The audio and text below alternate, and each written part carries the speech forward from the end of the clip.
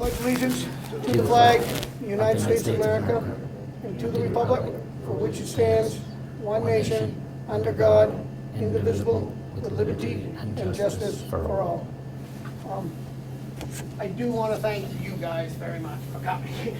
I appreciate it very much, and I did have something here in my hand. What did I do with it? It's right there, Charlie. Right there on that table. I did want to just say that we do have some things that I want you to at least help me get out. You know, that next month Howard Knight's going to come, and Teresa Williams are going to come and talk about taxation and review the budget with us, so that we know what your money's being spent on for this year. Currently working for guest speakers for March and April. We've got a lead on maybe Mr. Lamontagne coming, that's running for governor, coming maybe in April or March. It all depends on his schedule, but we're hoping to get him. I do want to say that it's the beginning of the year, and my goals are to get as much information out to you all for of the residents of Wakefield, to make our environment in line, with the public's thoughts and concerns. I'm going to try to make this a little more gentler and insist that we do a lot more info instead of complaining. I want us to have a whole different atmosphere for this year to come.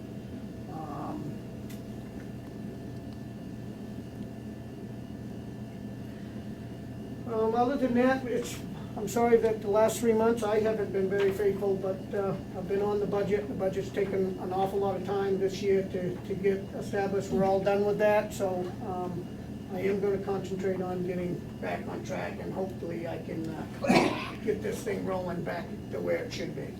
Not quite done with the budget. We got meetings We on still got the school, January finish the 10th school. and January 12th. Yeah. But pretty much my Mondays will be back open. But I'd like to give you a welcome. It's Ed Comeau. Comeau. Ed's going to talk about Article 21, Agenda 21, about the United Nations, and let us know what this all involves. I'm still a little foggy on that myself, and I'm just going to let him go from here. Okay? Okay. Go ahead. Thanks. Yeah, thanks for coming out tonight. My name is Ed Comeau, spelled C-O-M-E-A-U. I'm a resident of Brookfield, but most of my land is in Wakefield. So as soon as I started to videotape public meetings, I noticed a subject or a framework that keeps coming up that I've actually been following for about 15 years now, and that's Agenda 21. A lot of people don't know what it is. Has anybody here have actually heard of what Agenda 21 is, or what's it from? Without me saying it, did you hear about it? Now, everybody's heard about the Constitution, and they heard about the Constitution because we debated the Constitution. All the states in the Republic debated it, had to agree on it. It didn't get ratified right away, each state. It took a long time. They discussed, they debated, they argued, and they fought over it and discussed it. Agenda 21 is something you really should know about because it affects everything we do. And people, they've never heard of it. They don't understand how the United Nations could actually have any influence on our property and our lives and everything else.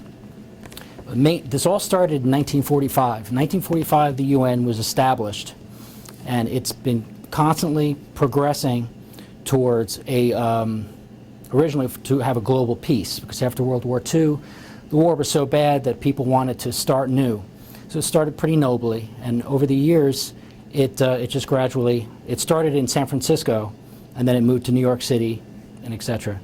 And so what is Agenda 21? Now, it wasn't always called Agenda 21.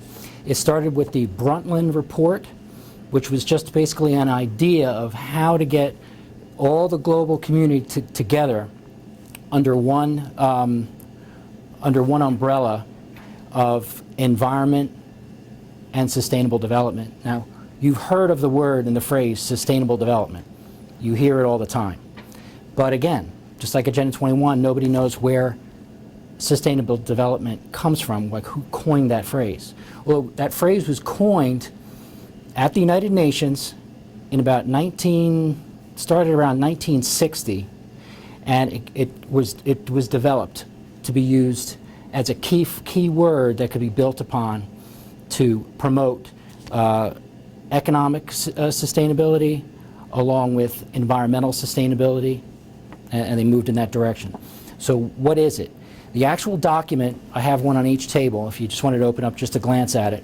It's an actual document. It's public information. You can download it from the United Nations website. They actually there's no copyright on it. You can download it. They want you to talk about it, so there's no secret to it. That's why I find it concerning that nobody's ever heard of it before. And what I'm going to do is, the United Nations Conference on Environment and Development, they all got together in Rio de Janeiro, Brazil, in around June in 1992. And they came up with this basic framework. Now I'm just going to read the section titles just to give you an example of what the language sounds like. Agenda 21, Section 1, Social and Economic Dimensions. Section 2, Conservation and Management of Resources for Development. Section 3, Strengthening the Role of Major Groups.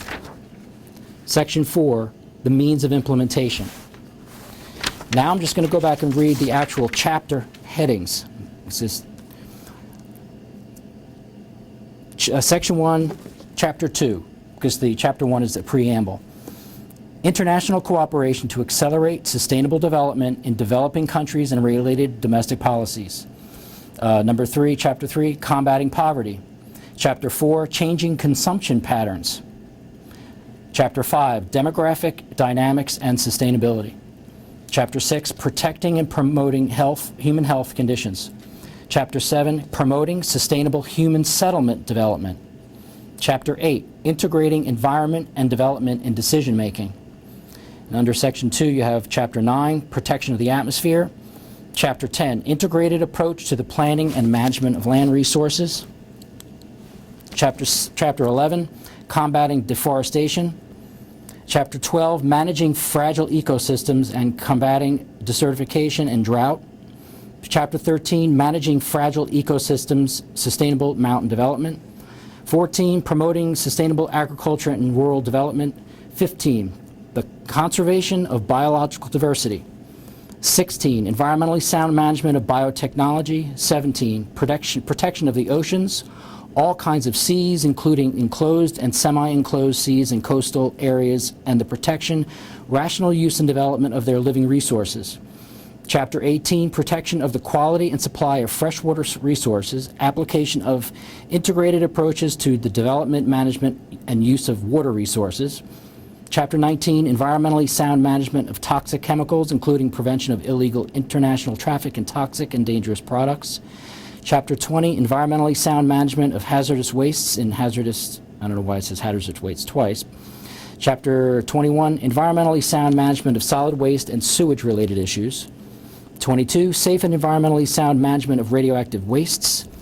In Section 3, Chapter 23, another preamble, and then Chapter 24, Global Action for Women Towards Sustainable and Equitable Development.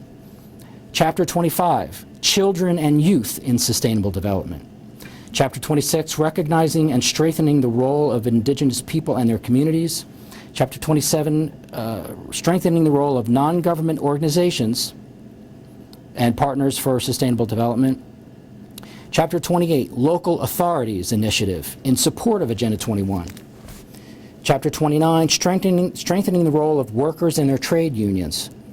Chapter 30, Strengthening the Role of Business and Industry.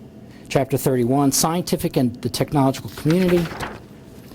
Chapter 32, Strengthening the Role of Farmers. Chapter 33, Financial Resources and Mechanisms. 34, Transfer of environmentally sound technology, cooperation, and capacity building. Chapter 35, Science for Sustainable Development. 36, Promoting Education, Public Awareness, and Training. Chapter 37, National Mechanisms and International Cooperation for Capacity Building in Developing Countries. Chapter 38, International Institution Arrangements. 39, International Legal Instruments and Mechanisms. And Chapter 40, Information for Decision Making.